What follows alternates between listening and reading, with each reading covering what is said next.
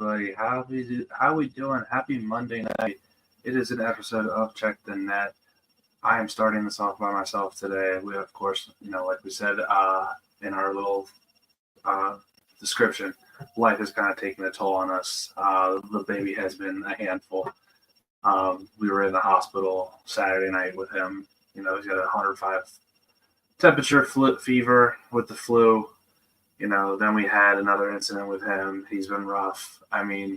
So we just kind of honestly decided to take a month off and see what we could do going forward. Hopefully, like I said, we're going to get back into the routine of it now that the Union are back into the swing of things as well. Excuse me. And everybody, if you're here on a happy Labor Day. Enjoy one. But appreciate y'all for joining us. Going to do a little bit of a recap. Been a long time since we were here. Last time I remember, we did a live show after the Cincinnati, extremely positive Cincinnati win. Obviously, very excited about that.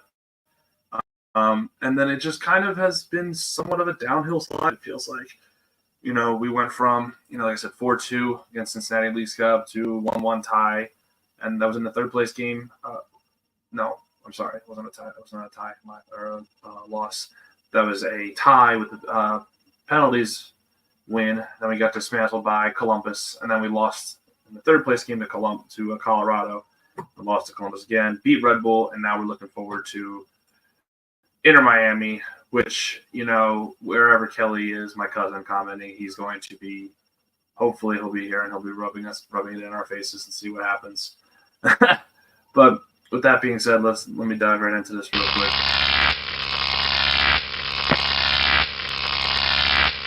If this works. Maybe it won't. My internet is computer slow.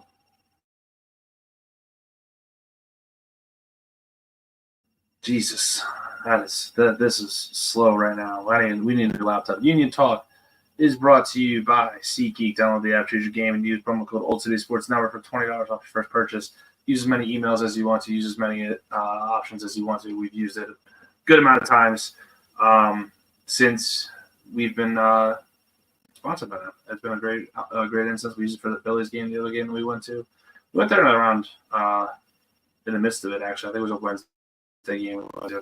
So let's get right into this Union Talk. Like I said, last time we were on, we did a little recap after the Cincinnati win. So I'm just going to go through these real quick. We had a 1-1 tie. Ended up going to penalties against Mazalan. I'm terrible with the name prediction. I'm going to be honest about that. And then we beat them. Thank God. Thanks for Andre Blake. Thanks to everybody. And then we go into Columbus, where that was going to be a damn near impossible game.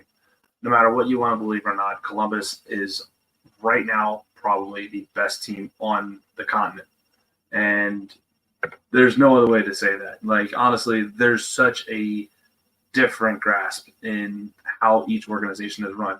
And it's crazy, too, because we're sitting here saying this because the Union, we all talk about this in 2021. They were so close, and they just haven't taken that next step. Columbus literally has reset almost everything, and then they bring in Wilfred Nancy. They bring in talent out the wazoo. And it was apparent in that game alone, the difference. If I could pull up Ethan, wherever Ethan is, I was messaging Ethan after the game, and I was like, it just shows you where we are as an organization. Yeah, granted, right now in the MLS standings in the East, we're sitting 10th. We're on the outside looking in, and that's not good compared to what the expectation was going into the season. We were going in, we ran it back. We said we're going to, we weren't going to try and sell everybody, but, this team was good enough to win. Jim Curtin's a good enough manager to win. Jim Curtin got outcoached by Wilfred Nancy in both games. Again, Leagues Cup, we lost 3-1. Then we tied in penalties at Colorado, and then we lost again to Columbus this last Wednesday. Today's Monday. We lost last Wednesday. And last Wednesday's game was a very easy game for you to win, I thought.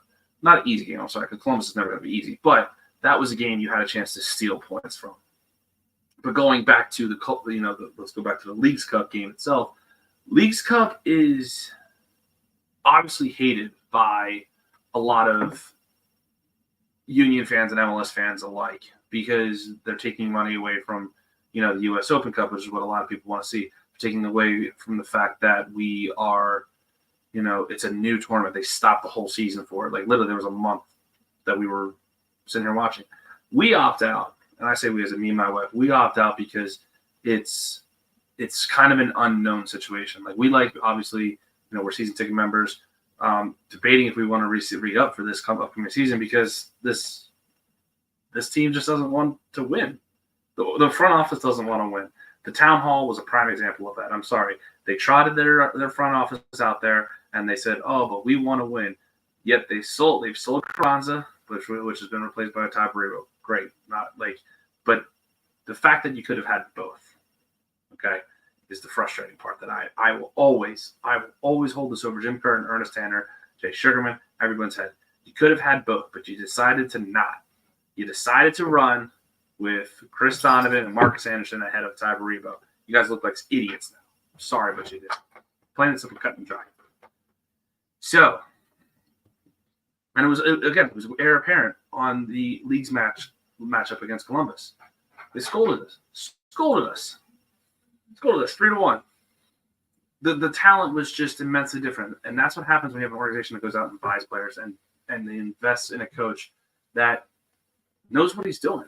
I'm sorry, I love Jim. I think Jim knows what he's doing, but he's not getting the support from the front office. I'm sorry, but he's not. I'm not going to sit here and beat around the bush and say that he is. Tanner and Sugarman are not. Tanner's all about finding the diamonds in the rough, which is great, but it's not what Philly is expecting. I'm not an Eagles fan, and I'm always going to admit that. But what the Eagles are doing makes a difference. What the Phillies are doing is making a difference. The Flyers right now are up and coming, and they're making a difference. They're going out and spending money. They're investing in these draft picks. Matvei Michkov coming over for the Flyers is impactful. The Union are not doing that. The Union are so worried about the academy, and bringing players up through that end, these young kids, selling them, making them money. And that's all they care about is the money. I'm sorry. There's no other way around this, except for all the Union care about is making money. We are, I think, what was it? Taylor Tolman said it in the Leagues Cup game. They're the bottom third, the three bottom teams. Whoa, unnecessary. Bottom three teams in spending, yet tied for first in the league since 2019 in wins. Granted, a lot has to do with coaching. You do a lot with what you get. But could you imagine if we actually spent the actual money? The fact that Mikau Ua, and I'm a big Mikau Ua fan, I will always have that man's back. Same with Kai Wagner. Everyone can shit on both of them as much as they want to. Those two are my boys, and I love them to death. But those two are our highest spending people right now. And the only reason Kai is because we re-signed him. But we spent our highest paid transfer fee was Ua, and he is tied for third to least amount in the whole MLS. But that was our highest spending when it comes to a transfer window. It's a joke. It's a joke. And again, we're getting into. I'm sorry that I'm going to a little sidetrack, but it was clear as day in the Columbus match.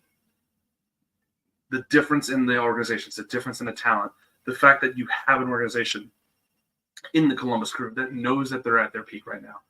In the MLS season, they have a plus 28 goal differential. Plus 28. Union are plus 3. Or plus 4, I'm sorry. Cucho Hernandez is phenomenal. And then Diego Rossi, and then they have, oh my God, Darlington Nagby is off the bench, that veteran that he had. Come on. The league is changing. The Union are not doing anything to it. It was very apparent that game. And then they lose. So then they go into the third place game, hoping and praying for a tie again because we have Andre Blake. We're going to rely on Andre Blake, the best goalkeeper in the MLS, which is great.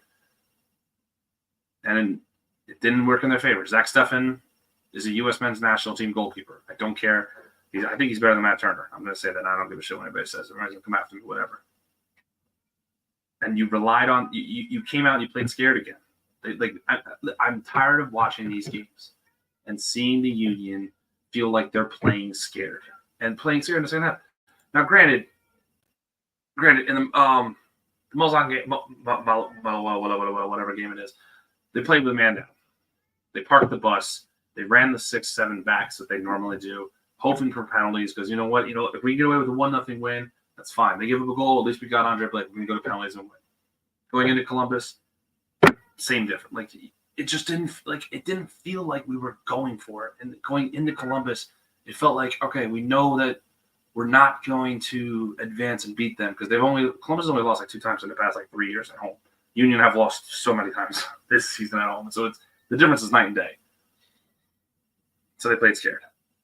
Going into the third place game, it was Colorado. It was the same deal. Off to a fast start, 2-0. Park the bus in the 50th minute. 2-2 rest of the way. It's just kind of been the Union way to. Now that we have Andre Blake back, now we're sitting here hoping for him to bail us out. Like the defense is supposed to be what's getting to us and helping us out. Andre Blake is supposed to be the savior of the Union, and it's not really. Can you just take thought about this because they're going to notice the whole goddamn time. Sorry, the cats are the worst. It's hoping that the defense bails us out. It's hoping us that Andre Blake will be able to fill up for the mistakes that are Galesnis and Elliott's mental errors or Mbaizo ball watching, which again, this is what killed us against the Columbus game was Mbaizo ball watching, and there's the 1-0 loss. You know what I mean? Like we're hoping Andre bails us out. So we're hoping in Leagues Cup it works out in our favor too. Is hey, you play for a tie, you just go right to PKs, and you're all around best player on the pitch bails you out. That's what they're hoping for. And I'm tired of seeing that with what has been this team's like MO for like so long is, we had the 3-headed monster up top. Gazdag, Ua, Carranza. Obviously we don't have Carranza. Baribo being up there, not taking his spot. Gazdag's probably going to be gone in the winter transfer window. Ua, who knows what's going to happen with him. It's so many things right now that this feels like it's in such a flux. And it's just, I don't know. I can tell you since we last went live with y'all, I have been a very annoyed and PO'd Union fan. Very annoyed. And it's crazy, too, because then you sit here and we watch a game as we did on Saturday night against New York Red Bull, and Ula scores a goal in the 4th minute. I've been an Ua fan since we signed him. And I'm one of those guys that you're not going to shit on him around me. The man scores a goal in the 3rd minute. Amazing. He's got confidence. He's been playing with confidence this year. Yeah, he's not been this number 1 highest paid player on our team since we got him. I get with the slander. I get that. The man's he's still a damn good player. He just doesn't get the recognition he does because he's not this Julian Carranza we found off the Inter Miami bench saying, hey, you know what, lead us here. And as there's Carranza playing with his hair every 5 seconds. But again, nothing's been the same. Ua, again, has had, here comes the wife. She's here, and she's here ready, bringing in her Dallas Cowboys sweatshirt. Suck it, Eagles fans. Sorry. I've literally just gone over the place because this is crazy. So let me recap here real quick. Bring it up since we last went live. We went last live for this game. We've had the tie and the penalties. Then we went to tie and the penalties. We went live after Cincinnati. Yeah. Because we couldn't believe that was actually a win.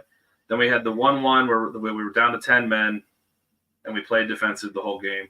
Then we lost to Columbus. Then we lost to Colorado, and I'm sitting here saying that how that's the 3rd place game. The 3rd place game was Colorado, yes. Yeah. Okay. And how now, my opinion, we've been playing like scared little bitches. Mm-hmm. You know what I mean? Like it started in the second half of this one when we went down to 10 men. Yeah. Okay. Now, and since we went live, any thoughts of any game or anything that we've like really? Because I've been going off on a 10-minute rant of how I don't think that this club's not good enough. Ownership's not taken serious enough.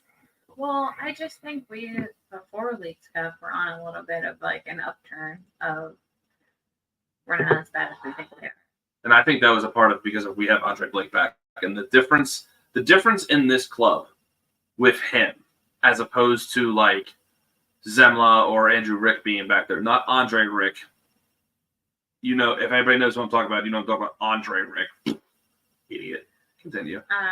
And then we went into Leagues Cup, and I think we started Leagues Cup We started hot. We beat Charlotte. Yeah. Charlotte's in Charlotte's 5th in the East right now. And then it started to look a little reminiscent of, was it last year? Yeah.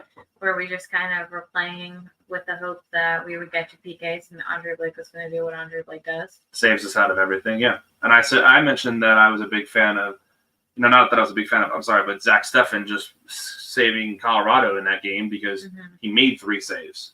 Yeah. I don't know. And then, it was like we had this town hall and don't worry, there's going to be people coming out of this. And it was like, okay. And then we got Sam at dinner in. And I like his speed, but has he shown me anything else? No, he has no ball control. So, he's awful.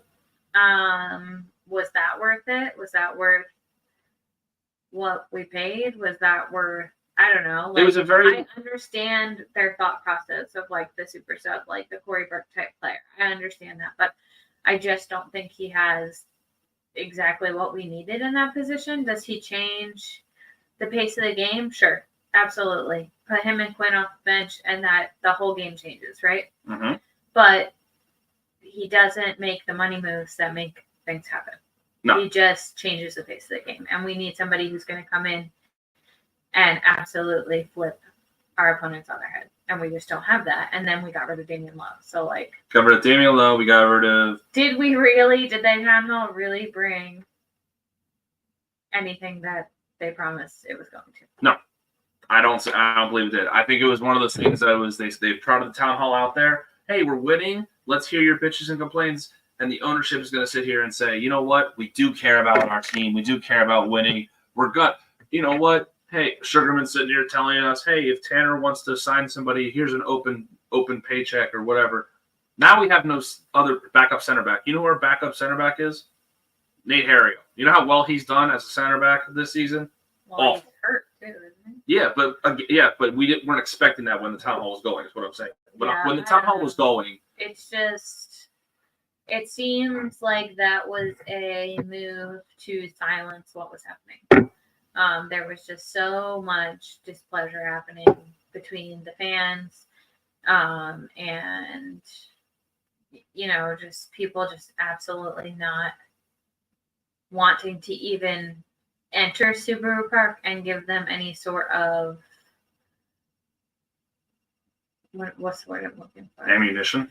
No, just not wanting to give them any Patreon. Thank you. At all. They didn't want to step foot in. They didn't want to buy concessions. They were screaming the whole time, all these negative things. And it seemed like we were all right, let's host a town hall and it's open to fans so we can hear you so that we don't have to hear you at the games. Sort of a thing. We want to hear your concerns, but we want to tell you that it's all going to be okay. And then we started winning, so everyone kind of shut the hell up. But in actuality, if you think about it, look, okay, so I don't even remember when the town hall was, but all right, start of Leagues Cup, we beat Charlotte only 1-0. It was right. The town hall was somewhere right before we started winning games. I think it was after the last loss at home. Okay, so it was right after Montreal. I don't know the exact date. No, it wasn't in Leagues Cup. It wasn't? No, it was before Leagues Cup. Okay, so all right, but either way, going into Leagues Cup with the 2-game winning streak that you had, with destroying New England 5-1. It was right around there. Yeah, destroying New England 5-1, beating Nashville 3-0. Then you get Charlotte, and you beat Charlotte only 1-0, which again I wasn't blown away by that. The Nashville game was impressive. That was very impressive, but again, it was one of those things that we were not I wasn't anticipating a lot. Yes, I was anticipating beating New England 5-1. I wasn't anticipating 5-1, but I was anticipating beating New England. Mm-hmm. And then I thought for sure we were going to shit the bed against Nashville. I absolutely thought for sure that was a loss. And so that one surprised me for sure. So that made me feel a little bit better going into Leagues Cup. And then the Charlotte game was really good. It was a really good game. 1-0. And then, but then here's where it's okay. When it comes to when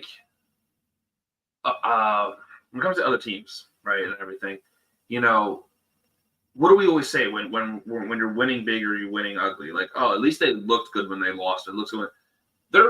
They won the group. They won the group. Which is crazy to think about. And it's just because they beat Charlotte by 1-0. Yeah. You know what I mean? and then they lost in penalties, but then they host Montreal and beat them 2-0. Then they go on to beat Cincinnati 4-2. Then we go live. We're like, oh shit, we're feeling good about this. Yeah. We get to the third place game. How are we not feeling good about this? And it was riding the momentum of Andre. Computer's fault. It's the area we're in. But it just, this last month has been so absolutely wild and absurd. I'm trying to keep it on the fact that after we went live, all right, we went live after the post game. So we're picking it up here with Columbus being absolutely manhandling us. Yeah, Columbus. So here's my thing about Columbus, right? It's Columbus. They're the best team in North America. Right, and they continually get better. Why? Okay? But why do they do that? They continually get better because they see the needs of the team and they fix them. So, since I've been a fan, which hasn't been very long, obviously Colin's been a fan much longer than I have, but since I've been a fan, Columbus has been a powerhouse. They have been the ones that you're a little bit nervous to have, either in home or at their home, right? So, consistently, they go out, they do what they need to do, they readjust. They buy the talent that they need. They spend the money to fill the holes, and then they continue to stay in that top realm of the top teams in the MLS. So we're gonna sit here and say, "Oh, Philly's, among the best teams," but we can't say that because we don't adapt and we don't trust. And I think Columbus is the biggest example of that. Is they just continually go out there and do exactly what they need to do to fill those gaps so that they keep their spot. What annoys me, right? So we hit maybe our peak was 2021, right? That year that we were on the at midfield, right? That was our peak. What annoys me is we should have been the blueprint, right? We had the homegrowns that were coming in. We found the diamonds in the rough, right? And we had the talent that I felt like could have won. That we should have won. Let's not forget, Gareth Bale. That was mentioned at the town hall meeting. Was, are we ever going to sign somebody? Because in that MLS Cup final, we're subbing on Chris Dogshit Donovan at the 110th minute, right? And they're subbing on Gareth Bale. Mm-hmm. So that was mentioned at the town hall, and they're like, "Well, we're not going to sign like a Lionel Messi type player." For obvious reasons, that's believable because Jay Sherman's the cheapest person that's ever owned a team. He might be as bad as the Chicago White Sox owner, who Chicago White Sox are the worst team in baseball right now because they will not spend money and they will not do anything to help their team, right? That was mentioned. Like I said, it was mentioned at the town hall. What are we going to do? So what did they go out and sign Sam Denerin in hopes that he's the next quarter. His possession, I thought when we got him, we would have at least 1 or 2 goals by now, but we don't. And his PKs too are not that great. Yeah. And also, how are we going to sit here and trot out Olivier and Bizo taking a PK over Bueno and the Colorado game. Let's put this up there. Gazdag misses. How? I know you're one of the biggest Gazdag fans. Okay. Can you remember the time the man's hit an actual clutch playoff or something PK? Really, really rough go recently. We went into this season if Daniel Gazdag never misses a PK. And he's missed. And this has been the season that he's missed all the ones that have counted. Well, no, he also missed the one in MLS Cup final. He has, but what I'm saying is. Okay, but you understand what I'm saying. Yes. Is even though he missed that big one, he was still the guy. He was the guy. We're going into PKs. We have to make sure Gazdag's on. Gazdag's first because we're going to score. Right. And this season specifically, anytime he's been in that position, more often than not, it doesn't go in. Why isn't Bizo taking a PK over Jack McGlynn? I don't know that. So in that Colorado loss in the PKs in the third place game, right? Which first of all, the stadium was absolutely no. He came in at the 65th minute. Yeah, because they were so mad at him for playing terrible defense against Columbus that they were like, "All right, you're going to be on the bench, and we'll bring you on to have that second half spark, which is whatever." Right? So It was God's dog misses. Baribo then missed. Who Baribo had 2 goals in the game. Jack Elliott converts. He can't do it by himself. Jack Elliott converts his PK, and for some reason, what's his name? Not Skeletor. What do we call him? Jack Skellington. Jack Skellington. Couldn't remember. He also kind of looks like the guy from The Corpse Bride, but continue. Oh, played by Johnny Depp. Happy spooky season. Voiced by Johnny Depp. Stop the spooky season. It's September. Let's relax. It's spooky season. No. So, but Jack Elliott, who has been getting shit on all season, is the only one that converts in the PK. Because then you trot out Olivier and Bizo as your 4th guy. I'm sorry, but after Jack Elliott hits that, I'm sitting there looking, going, maybe throw in Bueno, because Bueno's always been your 5th PK taker. Get Bueno at the 4. Get McGlynn then at the 4. Yeah, it was weird. It's been weird. Didn't make much sense. It's been weird. This is just a whole ugh. Yeah, and I don't know. I'm sorry, I haven't slept much in the last couple days. Yeah, I was saying the baby's been killing us. Yeah. So okay. I don't remember. So all right, let me just go into this. Colorado, we lose to the PKs. Colorado. Columbus then goes on 3 hours later to win Leagues Cup, right? Yeah. Then we go in. We have to play them again. We have to play them again on the same amount of days. On the same amount of days off as us on a Wednesday night. They don't start 9 out of their 11 starters. We should have won that. They didn't start 9 out of the 11 starters. We should have won that game, but we also should have not played like conservative bitches and actually thrown our whole starting 11 out there. Yeah, like let the guys who know what they're doing go out and do it, right? And we go up by 1, maybe 2, and we feel good in the half, and then you can play conservative because you know they're going to put the guys that are on the bench in the second half. Yeah, you know Rossi and Cucho were coming in. So, you know Darlington Nagby was coming in. The approach on that one was confusing. My favorite thing was that after that game, Jim's post-game press conference was, well, we came out aggressive in the first 15 minutes. Jim, the game's 90 minutes long. Yeah, I don't know what that's going to do for you, honestly. 90 minutes long. The longer that game remained tied, the better off it was for Columbus. Yeah. And where my gripe is with this team, right, is that's how we played. Columbus just, you know what they had said? Okay, go try and score on us. You didn't put your best 11 out here. Guess what? Yeah, and at that point, they said on their best players. You knew they were winning that game. The longer that game stayed tied. Yeah, it just, I don't know. It didn't make much sense to me.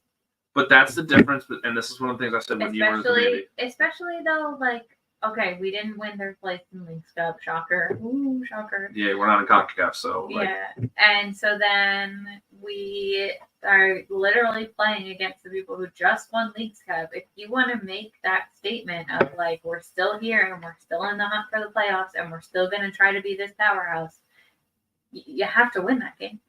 With none of their starters playing. You have to win it. You have to go out. Not even to win it. I think you need a point. That's okay. You need to go out and you need to set the tone for that game early so that they have to play catch up. Yeah, you have making them make their substitution for Rossi and Cucho right earlier than the 70th minute, because literally 5 minutes after they both came on, it was a goal. It was a goal, and it's all right, cool. Now we're gonna just let them play defense. Yeah. So but that's what I was saying earlier when you were at the baby. Is that's the difference in the organization of the two clubs. Yeah. Columbus knows how good they are, right, and they can trot their backups out there and be like, "Good luck. We're gonna play." Give the guys rest because they don't necessarily need it. So because they know how good they are. At that point, let the other kids play, see what happens, and then if you want to win that game, you put them out there. Not for us. For us for that game alone. Again, it was difference in the organization is they can trot out their B team and field a full B team and be good enough to be like, you ain't gonna score on us. We can't even send our one A team out there. Still have 18 players on the bench as your weapon. And they did. Right? When do we ever have that option? Never. We don't really have an A team or a B team. We're just kind of 18. throwing people out there and hoping for the best. It's like we take like the Yahtzee cup and just like and see what happens. Yahtzee. It's never a Yahtzee though. No, it's not. It's not because like I said, even if you just all right, ready? I'm gonna. I know our starting lineup, our strongest starting 11, right? It's always the 4-4-2 diamond, right? It's Ua and Baribo up top. Who's your backup striker? Who's the one? Like, because Ua is always going to come off the 61st minute. Your backup striker, for some reason, they're going to throw Quinn up top. Yeah. Right? Or for some reason, they're going to throw Gazdag up top. Or Sam Dennerman's going to be your super sub. Or, like, it's so predictable. Yeah. And everybody has an easy counter for it. Right? Then your midfield. Gazdag's your 10. Then like, Bedoya has to get his 75 minutes plus, unless he's hurt, then he comes off. Damn. And then it's Flock, and now it's Danley. Now, Danley, I'm a big fan of. I like the way this guy's playing. I really do. But it was Jose. You know what I mean? Like, and the frustrating part for me is, like, we always preached about this team being so defensive-minded, which is true, because then you look at our back fours, Wagner, Glesnes, Elliott, Harriel, and then you had Jose right in front of him, then you had Flock right in front of him, Bedoya, who's a defensive midfielder, essentially, at this point at his age. Like, you were playing 7-8 dudes playing defense. Right. And then just hoping for the counter to spring Gazdag, Ua, Carranza, Baribo, Quinn. Like, you were just hoping for all this. Right. It's not – this isn't going to win games anymore. It's just not. The league has been – the league's figured us out. And Columbus is the class of the MLS right now. Right. And the teams that had holes filled them. And we didn't. Cincy has gotten so much better. And I think that there is something to say for the fact of, I think a lot of people prior to specifically this year and probably last year were really impressed with the fact that we had this really awesome developmental program under us and we were creating stars and these kids were going to be the next names in the MLS. And I think that not that it's bad. I just think it's that bad. Well, now it is, but I think. Well, it's because we don't care. Well, let me finish.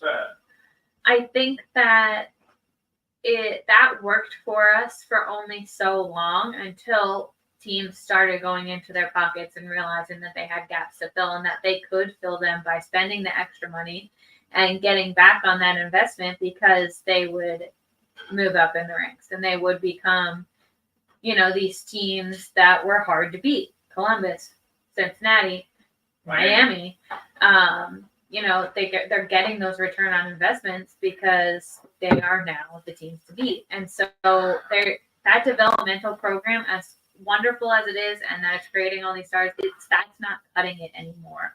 That maybe was the standard prior to people bringing over these big names. It just doesn't work anymore. The frustrating part is we talk about the town hall. We've been saying the town hall meeting a lot, right? One of the things that really stuck out to me, and I'm going to say this, and I hope I'm going to reaction out to you, was we can't find the pieces that other clubs are finding because we don't want to mess with our team culture. Mm-hmm. That's freaking embarrassing and insulting. I'm sorry. You mean to tell me you can't like Cucho, like I said, Cucho, you couldn't find a player like him, right? You couldn't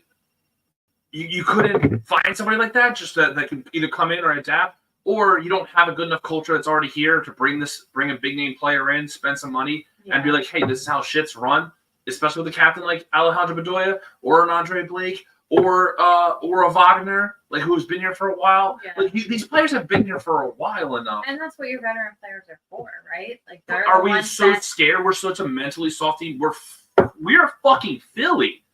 Come on. Like what? That's what your veterans are for. If you're bringing new people in, they're the ones that show them around. They're the ones that show them the ropes. But I think that we also live in a world where it's ever changing, ever adapting. And if we can't adapt our culture to changing times and changing players and bringing new people in that might have better ideas or a better way to do things or whatever, whether that's a player or somebody in the office, if we can't change and adapt to make the culture better because we're just so stuck in how it is, then nothing's going to change. Nothing has changed. If you think about it. Again, that's been the theme of the culture. Of the season. Yeah, it's Labor Day. We're gonna drink. I'm going to drink. I'm going to drink. I've been drinking since. I would fall asleep. You're about to fall asleep anyway. Okay.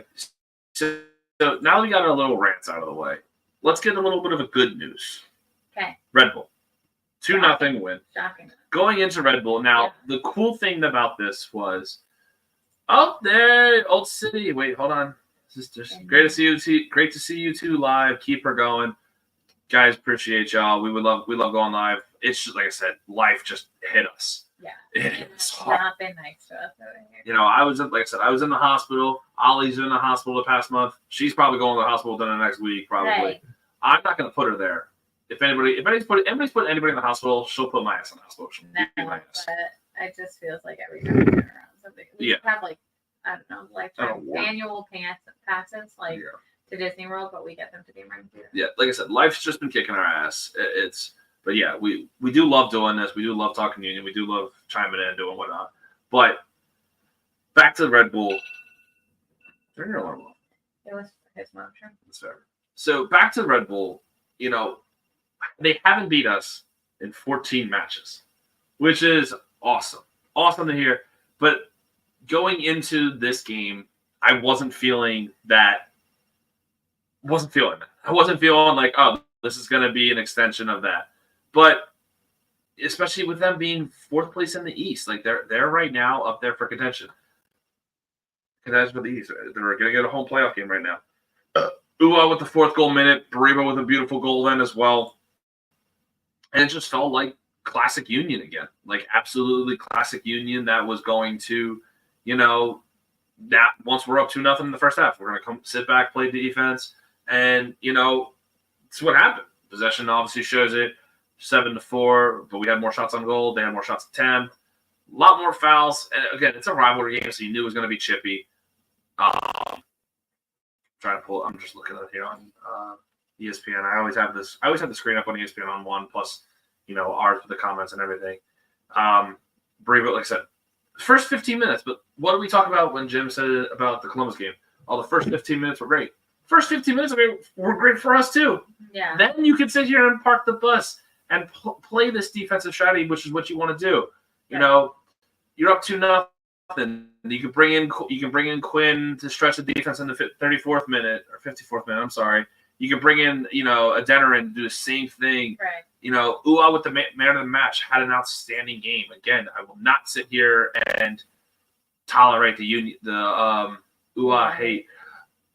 Hakuna, what's up, bud? You're a little late to the party. Typical Union dominating Red Bull. The typical Union can't spend any other money. I'm sorry. Yeah, you missed a lot here, buddy. We've been going off on little rants over here. It's been great.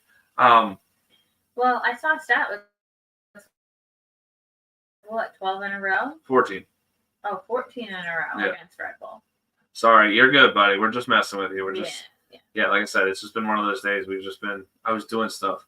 Yeah, again, I understand. We're not mad at you. We're just saying, we just know you're one of our top commenters and our top fans. That's why we're just making, we're going to poke fun when we can. Yeah. Like I said, we just went on rants. We went on rants. So Red Bull was a nice surprise. Mm-hmm. And now the Union get some well-deserved rest. They went for it in the Leagues Cup, which again was great. It was great for them to actually want to go out and win something. I felt like they wanted to do it that time. They just ran into a train with with Columbus. Right. Obviously, Columbus is nothing you can do. Columbus is the best team in the continent. But again, I was really kind of hoping that the momentum of the previous 3 games before it happened, the winning streak we had, Andre Blake being back, maybe they had something in them, and they didn't, and it's okay. Now next year we have no excuse to not be this dead at the end of the season because of how many games we're playing with CONCACAF Champions Cup, right? Which I personally am okay with them not being in that. Maybe if we don't have too many opportunities, then we won't scrub the ones that are in front of us. My Red Bull classmate was not happy at all Saturday night on our way home from the game. I was at Hamburger Festival. I keep forgetting about that. Oh, it was such a nightmare of a day. Saturday was rough. I wanted to go to that game in the worst way. All right, so that's Union talk. One day we'll get up Yeah, one day I'm going to. That's Union Talk. We're going to jump into this next bit for a little quick hot minute because obviously it's Inter Miami.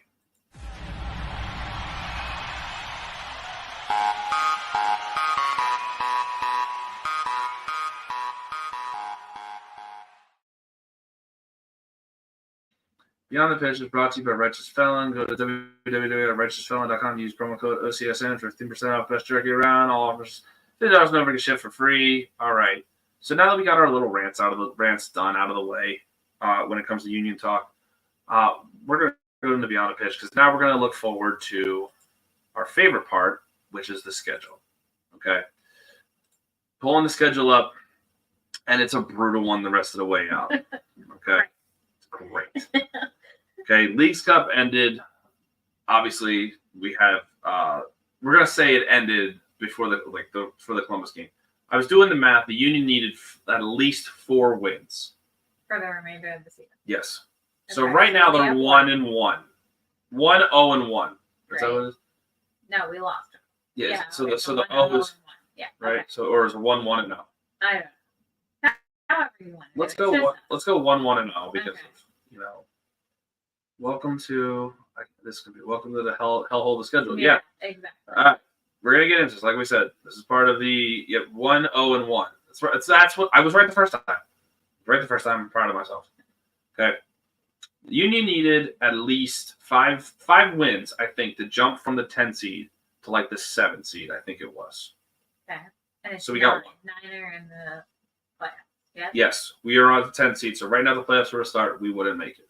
Shocker. Where do you see wins? Okay. Let me get closer because your eyesight's terrible. eyesight's terrible. All right. Blue is away. Okay. So wait, who is this one? The 14th. Woman, I swear to God. I can't see. You're so close to the camera. I don't know. That's Miami. That's Miami? The one that we're coming up to next is in Miami, yes. Oh, I didn't think that's what their logo looked like. But yeah, it's supposed to look like a flamingo because it's Miami. Yeah, it doesn't. It kind of looks like the Vegas Knights logo from here. But anyway, we lose that game. We lose that game. Okay, so now we're 1-0-2. NYCFC. In New York City. Again, we got to preface this. They're in New York City. Tie. DC. At home. At home. Oh wait. Is that a Kylie weekend? Yeah. Yes, it is. Sunday though. Oh no, it's not. Yeah, it is. It's a Sunday. That's so good. DC. It's also Kathy's birthday party. Damn it. So we're not gonna make that one. Yeah. DC. I think that's a win against DC at home. I can't tell you enough. I don't think so. Is that Atlanta? That's Atlanta. The giant A doesn't give it away at all. Well, it could be the Astros or the Angels. We're in soccer, not baseball. I know. Just saying. Atlanta, we lose, I think. At home? Yeah. Okay, so again, now we have, after this break, we have only 2 wins, that you said. You said 2-1-1. You gave us a tie for NYC, right? Yeah. No, sorry. Orlando. 2-1-2. Ooh. Orlando's fighting for in Orlando, right? Yes. Yeah, we lost that game. 2-1-3. Columbus, we lost. 2-1-4. Cincinnati, I don't think we win that game. 2-1-5. So the final 8 games, 2-1-5. Okay. Hakuda wants to chime in about this. I see DC United, Atlanta, New York City, and Atlanta are all winnable games. Okay. Now, I'm going to agree with you, but I'm going to say this. They are winnable games. You're right. But are we going to see the team that came out against Red Bull, or are we going to see the team that comes out against Columbus? Yeah. I don't know. We shit the bed really bad against Orlando at home. What do you mean? Yeah, we did. So, Orlando, I think is going to be. The thing is, all of these teams are desperate, right? So we're looking at the top of the table right now. Orlando's sitting at 10, 9, 8. Orlando's at 7. I have to count backwards. I'm sorry. Orlando's at 7. DC's at 11. Yeah. Atlanta's at 9. New York City's at the 6. All of these games that we got coming up, matter. Now the question For is both teams. for both teams. So that's why I just don't think we have the fight in us that other teams have. I don't think we have the talent. I don't think we have the actual like. I don't think any of these are. Oh yeah, we're walking. None of these games are moving. The only thing that you said it for DC. Oh yeah, we could win that. Like that was the only confident one that you said. Home. Yeah, because then you said we were going to lose to Atlanta. Atlanta's that's a Saturday game. Damn, we don't have Kylie for that one, of course. But so the only one that Kylie's going to make is Cincinnati, and I have the golf outing in the morning, and then we're going to go to that. Yeah. I think we already have tickets to that one. Yeah, we do because I'm going to go to the golf outing, and then we're going to meet you at Stevens and go from there. Might as well. Okay. Cool. Also, congratulations to our former host, Steven Fuentes, who's now over at Edge of Philly. He just got engaged. Granted, everything that happened, he's still our best friend. So if you see him at a game, because I'm sure he'll be at that 22nd game. Anything that's yellow, he'll be at. Yeah. So if you see him, tell him congratulations. If you see his beautiful fiance, tell her congratulations. Yeah. They're two of the best people that we know. Yeah. Very nice. And our baby's godfather and Kylie's favorite uncle. Yes. Absolutely. She loves her Uncle Steven and Megan. Yeah. So make sure you tell them congratulations next time you see them. I gotta give them a shout out. They're great. Yes. Very happy for their engagement. Very happy to that's the best thing that's happened in the soccer season. She said it, not me. So Ashley Taylor has come out and said we're gonna have 2, 1, and 5. All right, you go. 2, 1. All right, so we're going to count the Columbus games, right? We'll count Columbus and the New York game, right? Okay. So we're lost. So 0, 0, and 1. 1, 0, and 1. 1, 0, and 2. 1, 0, and 3. 2, 0, and 3. 2, 0, and 4. 2, 0, and 5. 2, 0, and 6. 2, 0, and 7. So yeah, we both had 2 wins. Yeah. I don't see it. I don't see it either. I just really don't. I just don't think we have the fire or the fight. Like truly, the injuries are racking up. The center back position again has taken a toll on us. We shipped off Damian Lowe, so now we have no rotation for that. Jose Martinez is gone. Like, where am I supposed to, as a fan, not anything else, as a fan, where am I supposed to feel good? Like, okay, cool. I can see more than 2 wins coming from the final stretch. Yeah, and they're tough teams. Again, they're all fighting. It's Columbus. Columbus has made a mockery of us this season so far. Yeah. Columbus is a guaranteed loss. Well, what's the loss? I know, but I'm saying, like, next one. Yeah, like this October 5th is a guaranteed loss. Guaranteed, absolutely. I agree 100%. I think Cincy's going to be hard. Cincy's going to be. But the problem is, the thing that's going to give me the glimmer of hope is Cincy's, like, these 2 games, they might be wins. Just because they're already going to have the top 3 seeds locked up. Right, so you think they're not going to put out their best players? No, but even if they do, are we going to throw out our best 11 to be like, yeah, go for it, boys? We're in desperation. We're going to have no choice. Right? If we win 3 games, we need what, 5 games? We need 5. If we're 3 games up at that point, we don't have a choice. Everyone's got to go out there. Will we? No, that's what I'm saying. But also, you got to look at this too, right, Ash? So we're going to get a 2-week break. First game will be September 14th, right? Yeah. Then it's a Wednesday game. So it's 4-day rest. 4-day rest. 4-day rest. 4-day rest. 4-day rest. Yeah. 4-day rest. Week rest. So we're going to have, the only time we're going to have off, hold on, Ash, rip the thing out of your goddamn head. The only time that we're going to get some sort of break is from October 5th to October 19th. That's it. Yeah. And that'll be the game, too. I just don't see it. I've been saying it since the beginning of the season. I mean, I don't want to sit here and say that I was right, but you said more ties than wins. Right now, she is. She's got nine draws. And if we only win 2, it'll be 9-9. Unless we tie any of those. Which I could see as tying at least 2. So. The hot take of the season. I just don't want to say it. The hottest take of the season is done. But when I was pregnant, I was a savant. Okay. She was a savage too. Supporter Shield is going to be locked up by middle of September to Miami. So I'm seeing Columbus and Cincinnati beating the 2-3. Agreed with that. Now, what I'm saying is, obviously they Obviously, they want to give Messi another trophy to consider it, obviously being the greatest player literally to ever walk the living earth, which I will say no matter what anyway. But the fact that you just come into MLS and just dominate the way you did, they're going to make it seem like that's another reason to give it to them, right? Mm-hmm. Columbus and Cincy are going to be fighting for that 2-3 spot. Yeah. Okay. Because they get the home game, and if the off chance that a team like Atlanta or us upsets, who's behind them? Who's behind one? Inter Miami's 1, Cincy's 2. Columbus. Okay, so Red Bull, New York, and Charlotte. Those are going to be their big. But so you got to think about it as too as the playoff team. So the number 1 seed in each conference will get an automatic bye. Yeah. So then the lowest seed remaining will play them in the game. Do they have a chance to go to Miami and win? No. Absolutely not. But then you got to think about it too. If they do, which again they can get momentum. Then the 2 or 3 seed, whoever the 2 or 3 seed is, they'll just get the playoff from the rest of the way. They'll get the home playoff games the rest of the way. So the 2 seed's going to matter. Yeah. So I could seriously see them. All these teams we're talking about, they're going to fight till the end of the last game of the season. This October 19th Cincy game is not going to be a pushover. I'm telling you, and I don't feel confident. This team is not a playoff team. Yeah. This team's not a playoff team. No chance. 2 wins. 2 wins out of the final, 9 we have? 1, 2, 3, 4, 5, 6, 7, 8, 9. 2 wins out of the 9. Hakuna. We are going to need if we are going to need help on getting in, we're going to need it.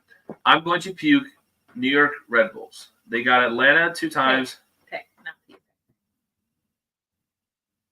If someone's going to help us, it's going to be Red Bull because they have Atlanta 2 times, NYCFC, Columbus, and Chicago. So we're going to need their help to push those teams down so we can get out. I doubt that it's going to happen like that, if we're being perfectly honest.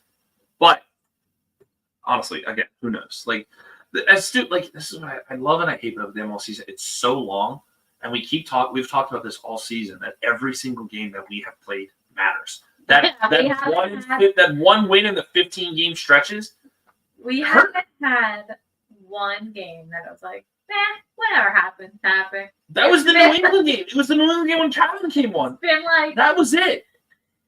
Every game we walked into it, and I've been like, "That's a must-win game." They've all been that. It's been the most stressful season ever. Like, yeah, you can even go back. Chicago, that was a must-win, just because we tried the same team out again for the 4th year straight. Okay, then you got to realize, oh my God, it's just none of these have been good. Yeah. None of these have been good. Like it all was. When did he get hurt? I forget when. That's how long.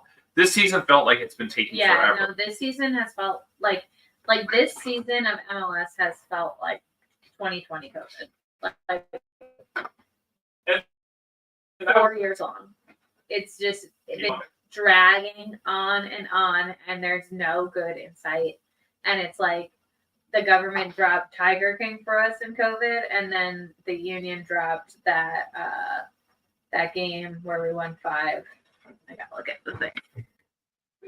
Was it the New England game where we beat them 5-1? That was at home. Yeah. So they dropped just little sprinkles of things to keep us interested still. That's what I'm comparing it to. This is my COVID year of soccer. Because it feels like forever. And we just get little sprinkles of goodness to keep us involved. Yeah, that was Kevin's debut. Yeah. Okay, so that's what we're looking forward to, I guess, out of the next of it, because I mean, we'll probably go live September 15th then, the Sunday, because that'll probably be our next best bet, or we can go live after the game, because the 14th is the golf outing. We can't go live. Yeah, I was just going to say, you have the golf outing. I have the golf outing. I'm going to be so much fun. Golf outing. Yeah, so we'll probably do the 15th then. Yeah, that's what I meant. That's what I said. I said the 15th. Yeah, I was just looking at the calendar. Yeah. I'm just confirming. Oh, wrong button. Oops. Oopsie. So that's the beyond the pitch aspect. It's been a while. Can we say? It's been a while, so we just got to kind of get it out there. And that's why it worked out perfectly, because where Ashley said you saw her beautiful face and mine was cut off because I'm an ugly mug. So, but yeah, I mean, Where's that girl in Minnesota? It's from your son. Oh, I know. So there's that segment. I mean, this is just going to be a hell of a stretch. It really is. Like with everything that has happened this season, I will be shocked and appalled if the Union make the playoffs as anything higher than a 9 seed. It's going to be. I will be shocked if they make the playoffs. Period. Well, that's what I'm saying. We're at the 10 seed now. 9 is it? Like if we're in, we're the 9 seed. I will be shocked if we get higher than that. Is what I'm saying. I'm going to be shocked if we make them. All right. Well, this is going to be the most impromptu Fangs Top 5 ever. Yeah, I got nothing. I got nothing either, but let's check this out.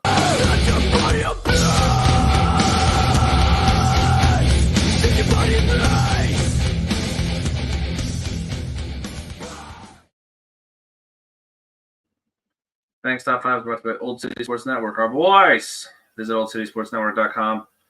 oldcitysports.com. Use promo code OldCity for 15% off site-wide to grab your OCSN and check in them merch. We got a lot of stuff on there. We got beer, can koozies, and we did. Oh, by the way, I did this behind your back without you knowing.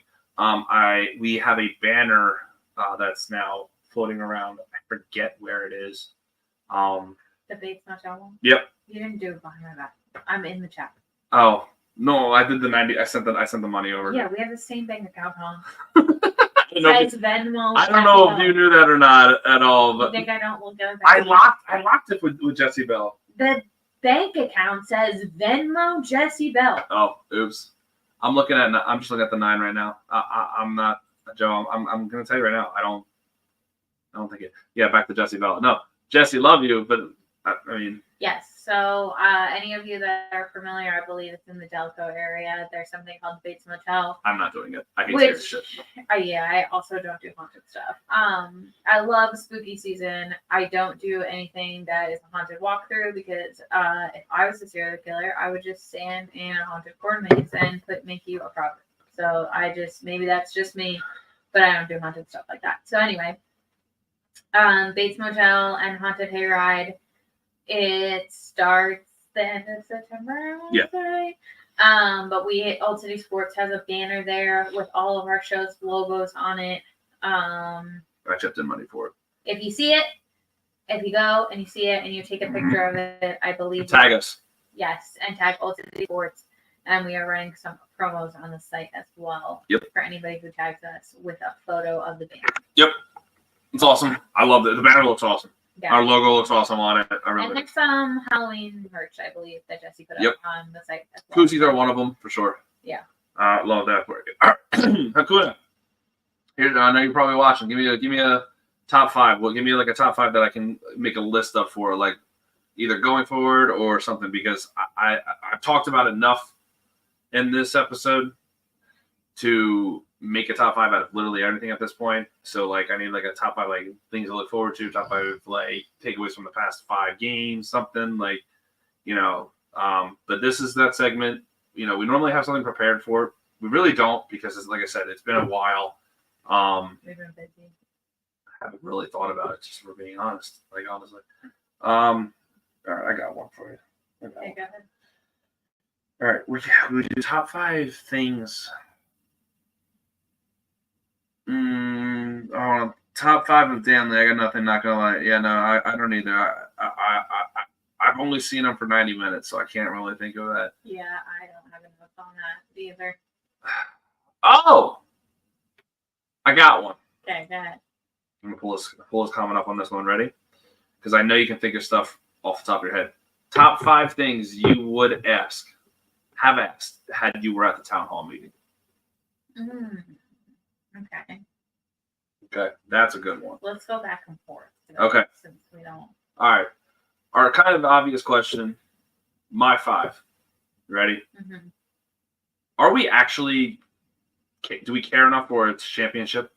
That honestly, that has to be asked. Mm-hmm. And I don't want to hear. And my follow-up would be, I don't want to hear. Yeah, it is. I want to see it, because we're not getting it. We're not seeing the results. We're trading. We're literally letting everybody walk, and we're trying to get money in. Mm-hmm.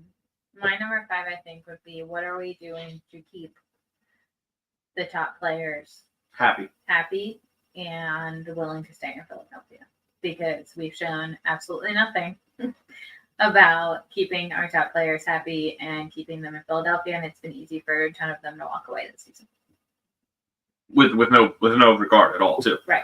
Now, granted, Jose loved Philly. Right. And Jose cried uncontrollably when he left. And I understand the circumstances of wanting to go, closer to home and things Make a like name that, for yourself. Sure, and whatnot. But I think that there's big names still that are willing to walk. Gostak, McLean, Harriel. Bedoya is in the front office next season. I think he's going to play again next season. I would doubt it. I don't at all. I'm saying right now. I think we see a chance that there's a number 11. Yeah. I get it, but we still trot him out there for 90 minutes a game. Yeah, I don't know. Do you think he's got? Okay, so then that's what maybe number 4. Okay, Does Bedoya have some sort of performance incentive in this contract, with it being his quote unquote last season? That he's getting these minutes over people that probably could make better plays than he's playing. All right, okay. I don't see Bedoya playing next season. I can tell you right now, Hakuna, I do. I really do. On his accord or on the union? Yes. I could see him being unsatisfied with this season being his last season, but I just don't know that physically he has it in him. I think it's not his last. I really, because there's been times where you've made it kind of. You made it kind of know that your last season, you kind of get the little retirement tour and everything. I don't feel like he's gotten that enough to a point where he's like, yeah, I can just walk away right now. I just don't. But I don't. He's prideful enough for that. Yeah, but I don't think, like we said, with people, on the chopping block to be walking away. Is it worth it? Is it worth it for him to come back and have another season like this? The fact that we're letting everybody walk. Yeah, because then he can just still play. He's going to start. He's going to get minutes because they're going to get on your point, too, this being a letdown of the season, what's the point of him putting himself out there and risking injury and putting himself in the office? Okay, you got me. If it was all the same guys and it was all, we were, okay, we're going out and we're serious and things have been changing and we bring in a couple new people, I could see, but I just don't think with people walking out the door that it makes sense for him to risk himself that way. Mentally, yes. Physically, no. When I saw him walk up the phone Saturday, he was gassed and exactly. he was. What's the point of risking the injury? He's been. Let's be honest. He's been for a decent amount. Let him go. And you can see he's leaving it every single game. He's leaving every single minute he's got on the field. Yeah. What everybody loves in Philly, but everybody loves that in Philly. Think about it. Like, you know what I mean? Like, let him go be a voice in the office for the players. He looked worse. Okay. All right. So then my number 4, my next question would be, I'm reading reports about expanding the stadium. I need to see some pictures. I need to see what the plans are. What are the plans?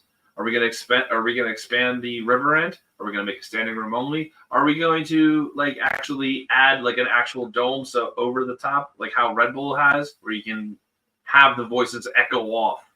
I feel like that'd be even cooler for the Sons of Ben. You know what I mean? Or, sorry, not the Sons of Ben. The hell with you guys. Keystone Ultras. That's what I want. Yeah, we need a horseshoe roof. Yes, that's what I'm trying to say. Thank you. You hit what I was trying to say on that. That's what we need, right? That way the Ultras sound even louder and the chants are even better. And I'm seeing everybody's seeing the reports. We've always said that, it's what you need. Then have a separate roof for the river end. We're not allowed to have a roof on the river. No, because God forbid we have a roof. God forbid we can't see the river. Yeah. That we're not fucking facing.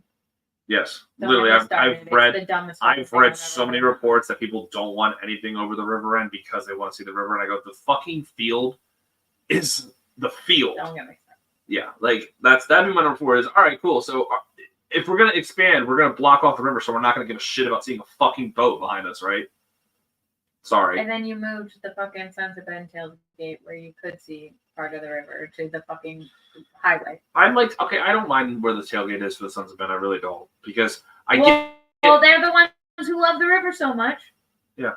They moved themselves away. I get what they're trying to do because then they open Keystone, or not Keystone. They open up Union Yards. And I get what they're trying to do because, the supporters then, they do their little lap, they do their little chants, and they try and march in and try and get everybody with them. Problem is the chants are old and no one actually likes Jared. So I'll say what I have to say. No one cares about the head capo. It's been apparent. You go on Twitter, Reddit, Facebook, anything, everybody calls him out by name. Everybody calls the megaphone guy. No one listens to him. And no one wants to walk in with the march with him anymore and get new fans because he's just like yelling the whole time. Sorry. I'm just going to say that. I really don't care anymore. So go ahead, lady. Number 3. Number 3 would be, what is the benefits that we have to make the changes outside the Subaru Park, i.e. all the practice fields and stuff, Parking. versus parking, making the updates inside the stadium? I'm sorry. We went, let me go off on a tangent on this one. We went to a Union game. I was nursing my son.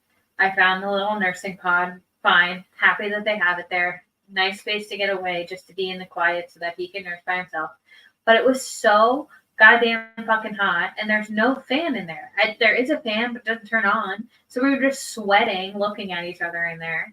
When we went to the Phillies game, it was like a whole room. It's a luxury box. And you walk in, and you're allowed to lock the door behind you, and there's a TV showing the Phillies game, and there was air conditioning and a couch, and we were able to sit and be comfortable together, and just so much of a better experience. And I understand, obviously, the Phillies bring in much, much, much more money than the Union does, but why are we making the updates outside? What's the benefit of that versus making the updates inside? That would actually, make the experience of being at Subaru Park better. That's actually a really good one. I would put that one on your number 1, being honest with you. Well, we're going backwards, and it just popped into my head. Well, that's true. And we also don't have it written down. Yeah. All right. So my number 3 is, we're talking about spending money, right? We're talking about getting the players, talking about the culture and everything. Do we really believe that having all of these little fangirls is beneficial? The cabin. Oh my God, they're so. Kevin, I love you. I love the fact that we have a big name player like this going to the top Premier League team. It's great. But we can't sit here and say that Kevin not even playing, right? At 14 years old, he's making more money than all these guys combined. And we have all these little fangirls that are. It's like a One Direction outfit. It is. And he looks like a One Direction kid too. So but we can't sign, but we're so worried about our culture. But that's okay. And I say that being Kevin and the fangirls. That's okay for our culture. But bringing in, again, it doesn't have to be a Lionel Messi player, right? I knew that was never going to happen. But, some sort of caliber player like Diego Rossi or Cucho Hernandez. Can we get something? Obviously, it wasn't going to be Ua. As much as the slander the man gets, it wasn't going to be Ua being that kind of player. He wasn't ever going to be because of how Jim Curtin needs. He's got to be subbed out. I got to get my benches in because sorry, but we're okay with the 14-year-old fangirl, and now we're going to get the fans like us. I mean, I'm not really pressed for because I know the kid's obviously 14 years old and he's not going to play in the MLS.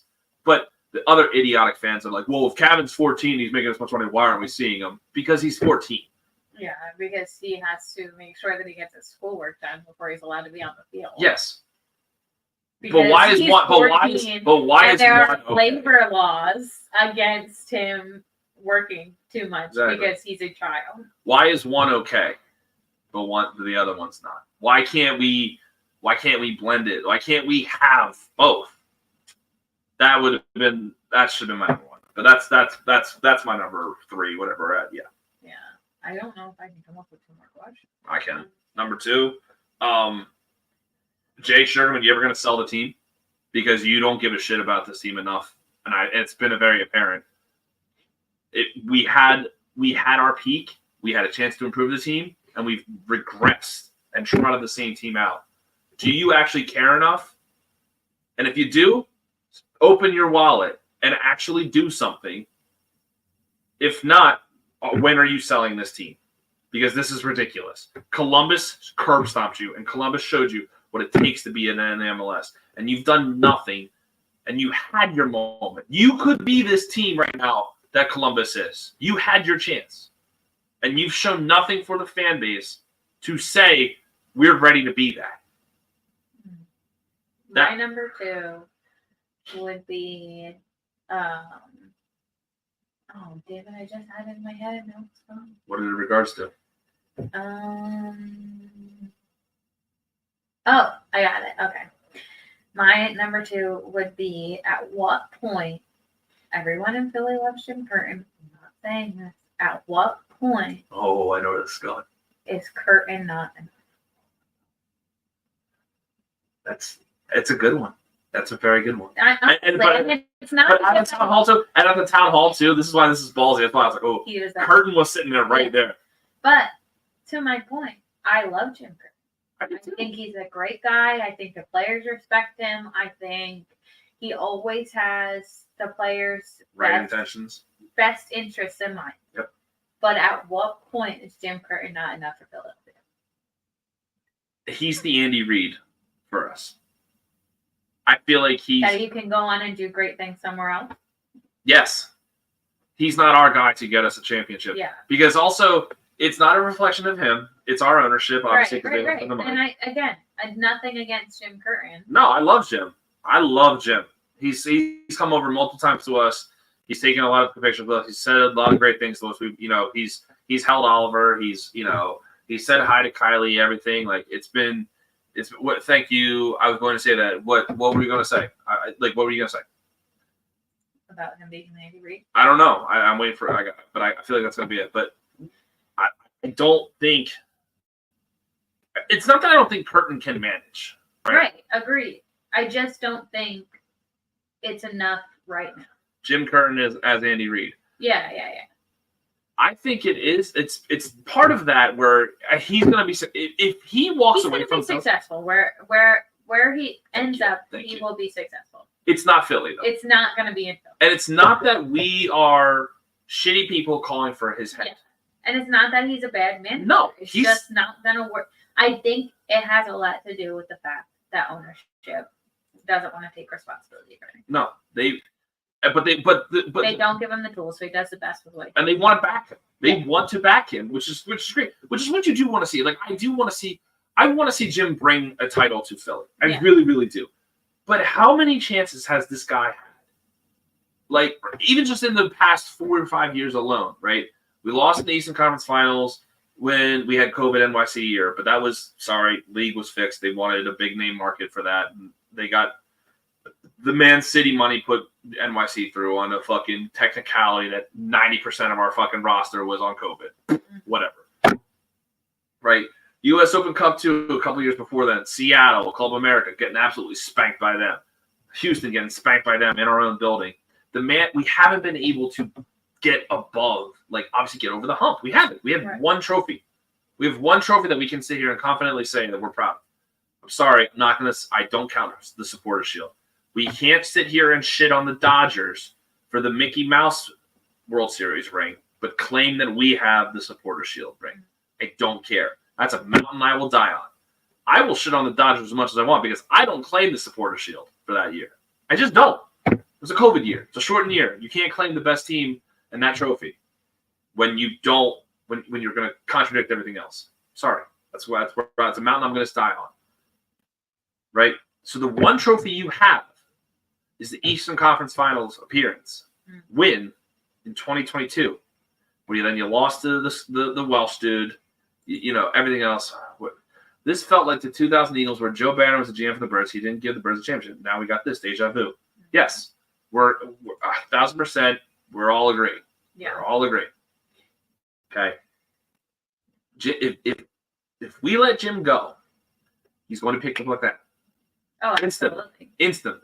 And he's going to go somewhere where they're going to have the tools to give him what he needs to make the team. They're going to have the money. Mm-hmm. The guy knows what. And with the correct system, talent, he's gonna succeed.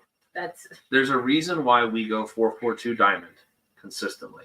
It's because we find the diamonds in the rough, and they're all very good at fucking defense. Flock, Danley, Harriel, being raised up from day one, Wagner, Galesnes, Elliott.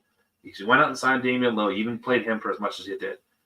You signed Jose Martinez. Everything. You are so all about defense. What happens? Sorry. Jim would probably go back to Chicago since he has a past there. Yeah, where he played.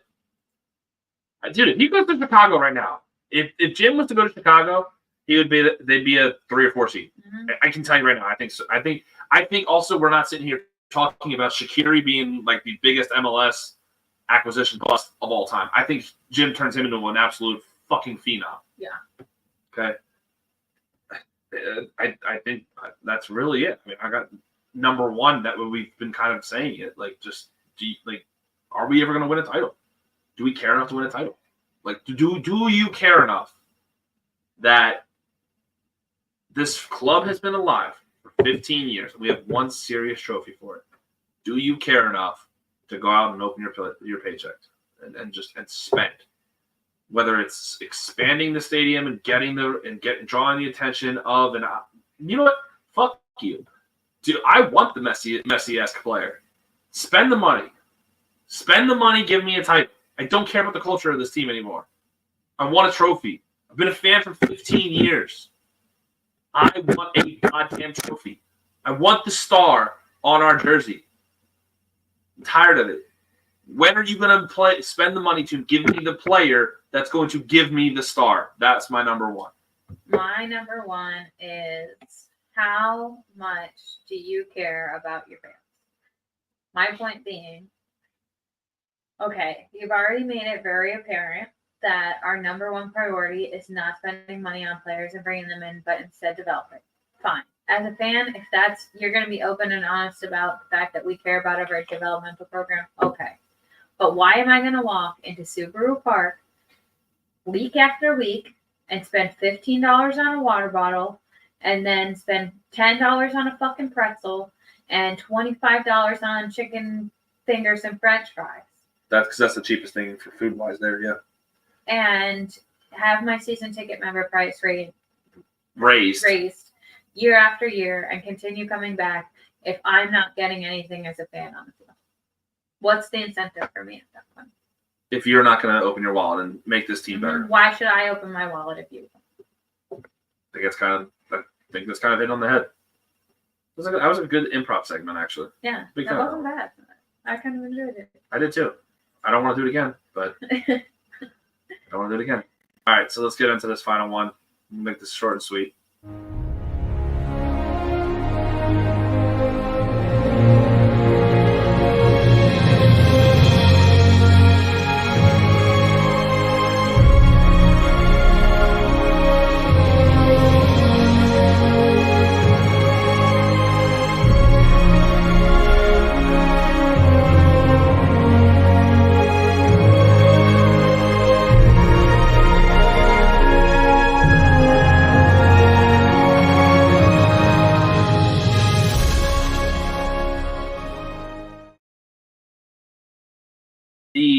The 90th minute is brought to you by Warlord Beard Oil.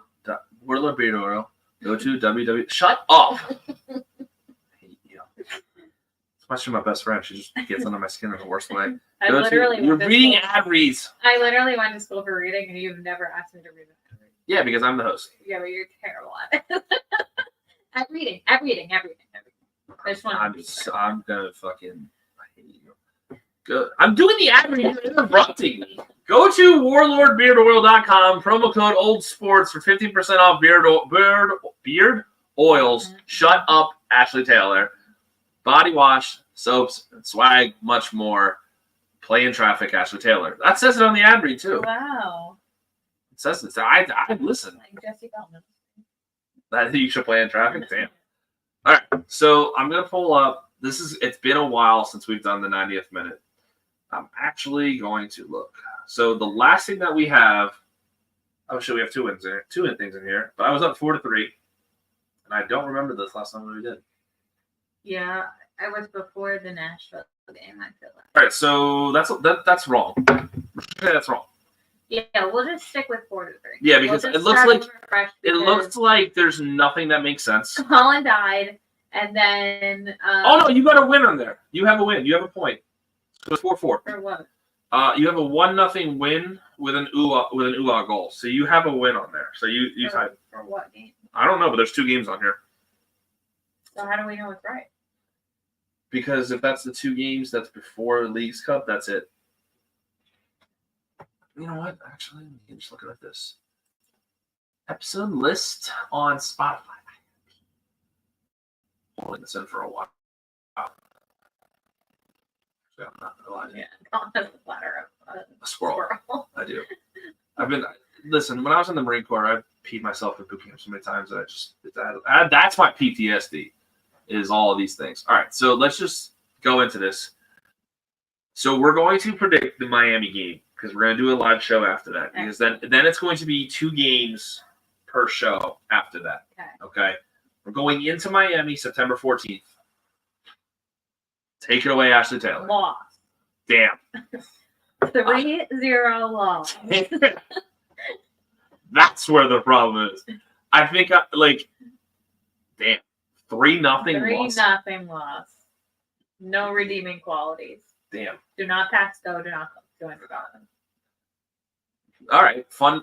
Who Funsies. scores? Does Messi get the hat trick? No, but he gets one. Messi gets one. Mm-hmm. Messi, then Suarez, and Alba? Probably. Okay. I'm going to agree with you. I'm not even going to say 3-0. It's going to be a loss.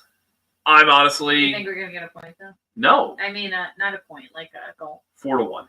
Oh, you're going 4-1. Yeah. Spicy. I think we're going to have 4 or 5. Actually, you know what? I'm going to be even more spicy. I'm going to say 5-1. Wow. I think this is going to be one of those games that... We just get blown out. Yes.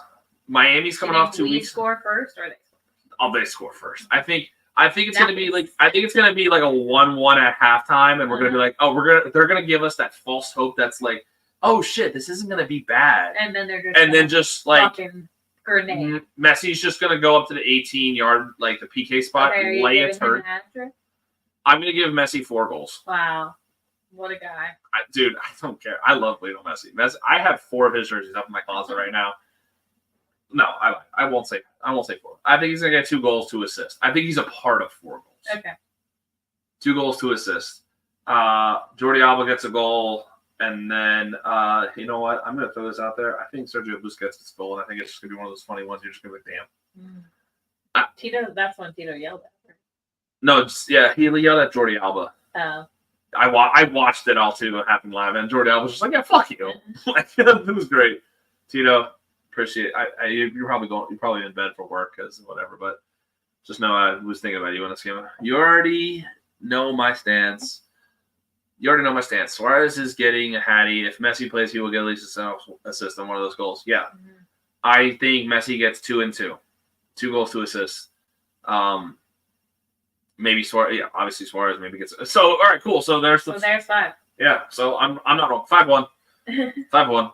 Just drop the Messi. Just drop. Messi's 5'6", but he drops his 6-foot massive long on us. Oh, well, there goes Iron Man again. Yeah. Messi's 5'6", but drops his 6-foot massive schlong on us. That's it. So that's our show. It's been fun. Appreciate y'all. Hope you guys listening on YouTube, Spotify, everything. Definitely enjoy it. Subscribe to our YouTube page at Old City Sports Network 4787. Shut up. For all your Old City Sports Network content, shut up. Old City. Oh my For all God. your Old City Sports. Say the shows. How about that? Say the shows. I'm done with you. We got the Living Room Show, 2nd and 15. Keep going. Quit Chasing. Pub and Grove. Paranorama. Oh, you said it right. Congratulations. I've been practicing. Keep going. Check the Net. Oh, yeah. There's more. Keep going. Miss, I can do ad reads better than you. Let's go. Well, go ahead. What else? No, I'm terrible at this, so keep going. Flyers Alley. Oh, wow, you missed the biggest one. That one I put in the back of my brain. Oh, wow, the comments went away. That's weird. Oh, you clicked it now. Shut up. Stop clicking. Go Phils and go Birds, says Hakuna. Hakuna. Fuck the Eagles. Sorry. I said Hakuna, this is a no Eagles household. Show the sweater. I got my Dallas sweater on. We're going to be the laughing stock of the league this year. Well, the Ravens might just because of Taylor. We got to deal with Taylor Swift and AFC still. Well, The league's fixed. at least they're on Jerry Jones. The NFL is fixed. Chiefs will win the Super Bowl again. You don't believe me? Wait until Taylor Swift and Travis Kelce break up. That's it. Boo! It's bad money enough. My mom was a Cowboys fan. Wow. Then your mom. I like them. Yeah. She's not my team. Taylor Swift is gonna. Chiefs gonna win the Super Bowl again. Taylor Swift's still with Travis Kelce, and that's all the league cares about is money. Kevin's fangirls are our Taylor Swift. Yeah, and guess what? He's not playing, so it doesn't fucking make a difference. All right, anyway, so that's our show. Appreciate y'all for tuning in. Definitely check us out at Old City Sports, at @checkthenet_pod. Mine and Ashley's Twitter page is right there. We definitely tweet about the Union. We tweet about a lot of stuff. Ashley does a lot more Rangers tweeting, if we're being honest. Yeah, But I like sports, so I'm willing to have intelligent conversations. But if you're just gonna come on my Twitter and yell at her. Please don't. well, make nonsensical claims, then you'll get blocked. Ask Morgan Watson. Facts. But anyway, that's our show. It's been fun. Can't wait to talk to y'all again. We out See ya. as soon as this works.